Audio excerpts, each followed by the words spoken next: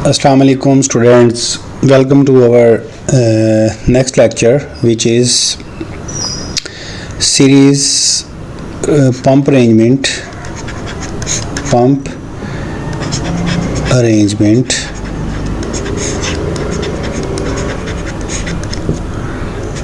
in series and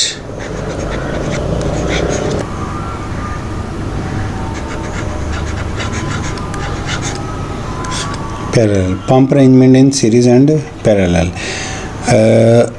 हम लोगों ने जो अभी तक पढ़ा है वो है पंप क्या करता है जी, हेड इंक्रीज करता है।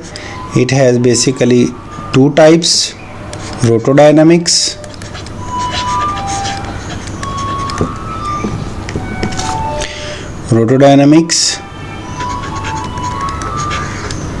pump and positive displacement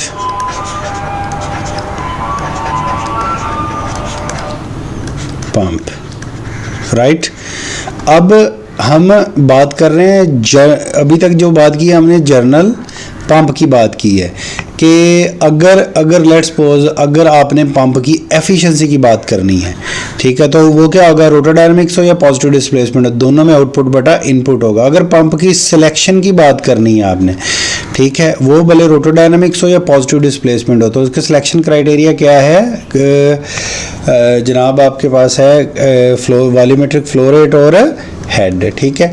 अगर आपने परफॉर्मेंस की बात करनी है, ठीक है, तो आपके पास कर्व होती है, ठीक है, जो कि रोटोडायनामिक्स की अलहदा बनेगी और पॉजिटिव डिस्प्लेसमेंट की अलहदा बनेगी, लेकिन उसके जो जनरल कॉन्सेप्ट थे वो हम लोगों ने जनरल पंप की टर्म में उसको सीख लिया है। ओके, देन हम लोगों ने आगे मूव किया कि अगर हमारे पास पंप हो, भले रोटोडायनामिक्स हो या पॉजिटिव डिस्प्लेसमेंट हो, अगर उसमें कैविटेशन अक्कर होगी तो उसकी मेन रीज़न क्या होगी कि जो पंप यानी जो पंप का इम्पेलर है वो इन सक्शन साइड की तरफ अगर वो प्रेशर इतना कम कर रहा है, ठीक है, मतलब अगर लेट्स सपोज उसका आपने डायमीटर या जो ब्लेड का एंगल है वो सही डिज़ाइन नहीं किया हुआ, तो वो इतना प्रेशर कम कर रहा है कि जब वाटर उसके अंदर आता है तो वो आते ही वो फ़ौरन उबल जाता है, बॉयल हो जाता है, तो वो वहाँ पर कैविटेशन अक्कर हो जाती है। तो हम कहते हैं कि हमारा पंप का जो डिज़ाइन है वो फेल हो गया। ओके, तो अभी तक तो हम जेनेरिक बात कर रहे थे, ठीक है।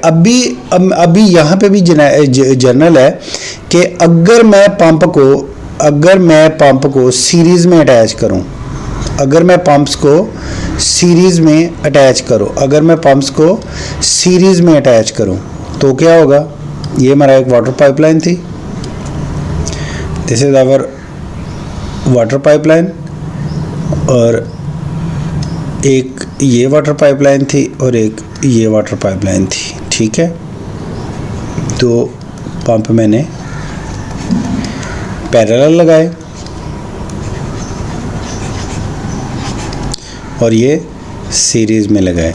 हाँ स्टूडेंट्स, तो जनरल कॉन्सेप्ट क्या कहता है आपका कि अगर लेट्स सपोज मैं आपको बताता हूँ, देखिए जी, दो पंप हमने लगाए हुए हैं। आप सपोज करें कि दो red pump at A time चल रहे हैं, ठीक है। तो फ़र्ज़ करें अगर एक का हेड एक जो हेड डेवलप कर रहा था ना वो 30 मीटर था, तो सेम साइज़ हमने अगर सेलेक्ट किया, क्या जी, सेम साइज़, तो अल्टीमेटली जो ये डेवलप करेगा वो भी 30 मीटर होगा। अगर इसका वॉल्यूमेट्रिक फ्लो रेट था 28 लीटर्स पर मिनट, ठीक है, तो इसका भी कितना होगा, 28 लीटर्स पर मिनट, ठीक है। अब यहाँ से जो फ्लो रेट आ रहा है ये, और यहाँ से जो फ्लो रेट आ रहा है वो, हम उसको एक बाल्टी के अंदर जमा कर रहे हैं, यानी कि एक बाल्टी के अंदर आपने दो पंप लगाए हुए हैं। तो अगर एक पंप से इस बाल्टी ने भरना था ना 1 घंटे में, तो दो पंप इस तरह के लगाने से ये भर जाएगी आधे घंटे में, ठीक है। उसकी रीज़न क्या है, ये कॉमन प्रैक्टिस है। उसकी रीज़न है कि जो फ्लो रेट पहले 28 लीटर आ रहा था ना 1 मिनट के अंदर, अब वो टाइम वही है, अब वही 1 मिनट के अंदर 56 लीटर आ रहा है। कितना आ रहा है, 56 लीटर। तो हमारा जब हम पैरेलल में लगाते हैं तो पैरेलल में जो पंप अरेंजमेंट होती है उसमें क्या होता है, फॉर पैरेलल पंप अरेंजमेंट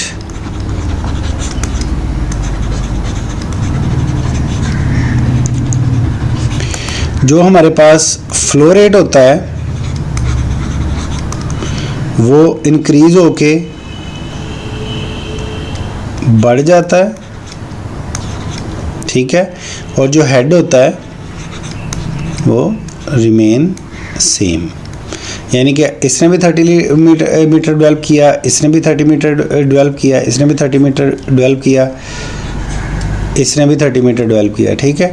तो दोनों सूरतों में हमारे पास फॉर पैरेलल। हाँ जी, सीरीज़ में क्या होगा? सीरीज़ में ये होगा कि यहाँ से वाटर इन हुआ, इस पंप के अंदर गया, इस पंप ने इसका थोड़ा सा हेड इंक्रीज़ किया, वो हेड यहाँ पे आ गया, यहाँ पे H1 हो गया, कोई हेड इंक्रीज़ किया, ठीक है, कोई एनर्जी इंक्रीज़ की। जब वही वो हेड इस पंप के अंदर गया तो इसने अपनी एनर्जी भी ऐड कर दी, तो यहाँ पे H2 प्लस H1 हो गया। लेकिन अगर यहाँ पे 30 लीटर इन हो रहा था 1 मीटर के अंदर, 30 लीटर्स इन हो रहा था 1 मिनट के अंदर, तो यहाँ पे भी कितना आएगा आइडियल कंडीशन में? 30 लीटर्स, और यहाँ पे भी कितना आएगा?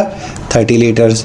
तो जब हम सीरीज़ में लगाएंगे, जब हम पंप को सीरीज़ में लगाएंगे तो फॉर सीरीज़ तो क्या होगा? फ्लो रेट रिमेन सेम, जो हेड होगा वो विल बी इंक्रीज्ड, राइट। तो ये हम करते क्यों हैं? हम करते क्यों हैं? बड़ा सिंपल आंसर है कि अगर आपको फ्लो रेट कम वक्त में ज़्यादा चाहिए तो आप नंबर ऑफ़ पंप्स लगा देते हैं पैरेलल अरेंजमेंट में। अगर आपने फ़र्ज़ करें मतलब एक गांव है, एक गांव से तकरीबन कोई फ़र्ज़ करें 100 किलोमीटर फासले पे एक नहर जा रही है, ठीक है, उधर से आपने पाइपलाइन देनी है गांव को, ठीक है। तो क्या होगा कि यहाँ पे जो पंप होगा वो अपना प्रेशर इंक्रीज़ करेगा, वो जैसे जैसे वो पानी आगे पाइपलाइन में जाता जाएगा, वो due to pressure losses, due to friction वो प्रेशर रिड्यूस होता जाएगा। यहाँ तक पहुँचने के बाद हो सकता है कि वो रुक जाए, तो हमें एक दूसरा पंप लगाना पड़ता है, एक ख़ास पैसेज के बाद एक दूसरा पंप लगाना पड़ता है जो कि उसके प्रेशर को इंक्रीज़ करता जाता है, ठीक है। तो जैसे यहाँ पे हमने प्रेशर लगाया, इसने हेड इंक्रीज़ किया, इसने हेड इंक्रीज़ किया, तो अगर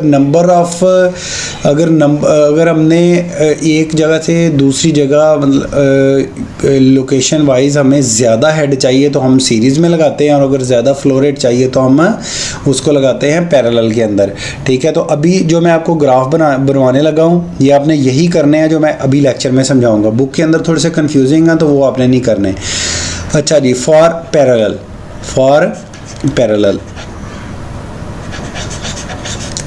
में क्या होगा? पैरेलल में अगर ये हमारा हेड है, इधर मैं ले लेता हूँ हेड और इधर ले लेता हूँ फ्लो रेट। पैरेलल में फ्लो रेट बढ़ता जाएगा और हेड रहेगा सेम। फर्ज करें मैंने 3 पंप लगाए हैं, पहला पंप सेम साइज ये आ गया, दूसरा पंप ये आ गया, तीसरा पंप ये आ गया। तो जैसे जैसे पंप 1, पंप 2 और पंप 3 मैं जैसे जैसे एक्स एक्सिस में मूव कर रहा हूँ मेरा वॉल्यूमेट्रिक फ्लो रेट जो है वो इंक्रीज होता जा रहा है, लेकिन जो हेड है वो तीनों पंप का वो सेम रहेगा। बट ये कर्व है फॉर सेम पंप साइज, ठीक है। जो बुक वाले ने बनाई हुई है वो बनाई हुई है for different size of pump, तो उसको मतलब उसमें कंफ्यूज नहीं होना, आपने इसको मतलब फॉलो करना है। फॉर पैरेलल, फॉर सीरीज तो क्या होगा? ये हमारा हेड है, ये हमारा वॉल्यूमेट्रिक फ्लो रेट है, तो क्या होगा? सीरीज में हेड इंक्रीज होता जाएगा, फ्लो रेट सेम रहेगा, ठीक है। ये पंप 1 हो गया, ये पंप 2 हो गया और ये पंप 3 हो गया। तो जैसे जैसे हम सीरीज़ में लगा रहे हैं तो इसका हेड इंक्रीज़ हो रहा है, राइट। तो एक इधर देखिए, एक तरफ फ्लो रेट इंक्रीज़ हुआ पैरेलल में लगाने में और इधर ये हेड इंक्रीज़ हुआ। ठीक है, तो मैंने आपको इसकी यूटिलाइजेशन भी बता दी, बुक के अंदर मैं आपको दिखा देता हूँ। बुक के अंदर आप देखें, हाँ जी, H combined sum of all head, ये कब होगा? जब एन पंप इन सीरीज़ में जाएंगे। समझ लगी बात की? ठीक है, अब आगे चलो, दूसरे में क्या होगा? दूसरे में वेरी गुड, शाबाश, फ्लो रेट एड अप हो जाएगा। जब हम पैरेलल में लाएंगे तो वो क्या होगा? जितने भी पंप्स लगे हों उन सारों का फ्लो रेट हेड अप हो जाएगा। ये जनाब एक छोटा सा कॉन्सेप्ट था पंप इन, इसको मल्टी स्टेज पंप भी कहते हैं, यानी कि एक स्टेज में आपने उसका प्रेशर इंक्रीज़ कर दिया, देन आप दूसरी स्टेज लगा के फिर उसका प्रेशर इंक्रीज़ करते हो। ठीक है, तो ये तो हो गया हमारा पंप पैरेलल एंड सीरीज़। अब नेक्स्ट लेक्चर के अंदर जैसा कि हम लोगों ने इस लेक्चर के स्टार्टअप में देखा कि पंप हमारे पास दो तरह का होता है। ठीक है, पंप हमारे पास दो तरह का होता है, रोटोडायनेमिक्स और पॉजिटिव डिस्प्लेसमेंट। अब रोटोडायनेमिक्स की जो कॉमन एग्जांपल है वो हमारे पास होता है सेंट्रीफ्यूगल पंप,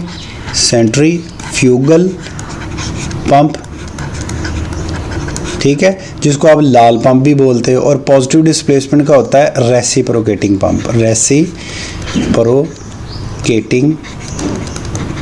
पंप, अक्सर ऑथर पंप्स की टाइप्स को लिखते हैं centrifugal pump and reciprocating pump.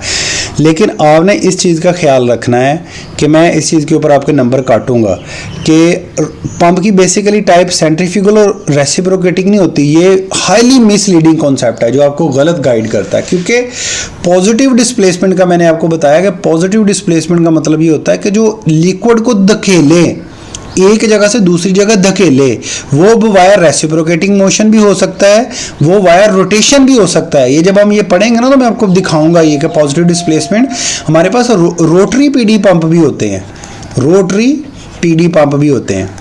ठीक है, रोटरी पीडी पंप भी होते हैं। तो इसको इस चीज़ से कंफ्यूज नहीं करना, आपने जस्ट पॉजिटिव डिस्प्लेसमेंट को देखना। पॉजिटिव डिस्प्लेसमेंट का क्या मतलब है? डिस्प्लेसमेंट हो इन द पॉजिटिव डायरेक्शन, आगे की तरफ बढ़े, वो वाया आपके रेसिप्रोकेटिंग मोशन के जरिए कर दी जाए फ्लूइड की पॉजिटिव डिस्प्लेसमेंट, या वो रोटेशन के जरिए कर दी जाए। रोटोडायनेमिक्स का मतलब क्या है कि आपका जो फ्लूइड है ना वो शेयर प्रोड्यूस करे, मतलब ये दो डिस्कें हैं ना, इनके दरमियान फ्लूइड भरा हुआ है। अब ये अंदर वाली डिस्क किसी ओमेगा आरपीएम से अगर रोटेट कर रही है तो ये फ्लूइड की जो लेयर्स हैं वो आपस में रगड़ खाएंगी एक दूसरे के साथ, शेयर प्रोड्यूस होगी। ठीक है, अगर ये अंदर वाली रोटेट कर रही है, बाहर वाली स्टैटिक है, तो क्या होगा? ये रिजिड बॉडी रोटेशन नहीं होगी। ये क्या होगा? ये इसके साथ जो लेयर अटैच है वो सबसे हाईएस्ट वेलोसिटी पे घूमेंगी। सिमिलरली इसके अंदर हमारा ये कुछ इस तरह का वेलोसिटी प्रोफाइल बनेगा, याद है ना? इसको बाहर निकाल देता हूँ मैं।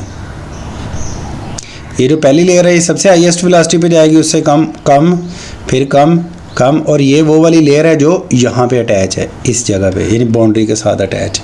समझ लगी बात की? ये वाली कौन सी लेयर है? जो इसके साथ सबसे हाईएस्ट टेंजेंशियल वेलोसिटी से मूव कर रही है। जैसे जैसे मैं यहाँ से ऊपर की तरफ मूव कर रहा हूँ तो मेरा फाइनली क्या हो रहा है? मेरा वो कम होता जा रहा है, राइट? मेरा ये जैसे जैसे मैं ऊपर की तरफ मूव कर रहा हूँ तो मेरा जो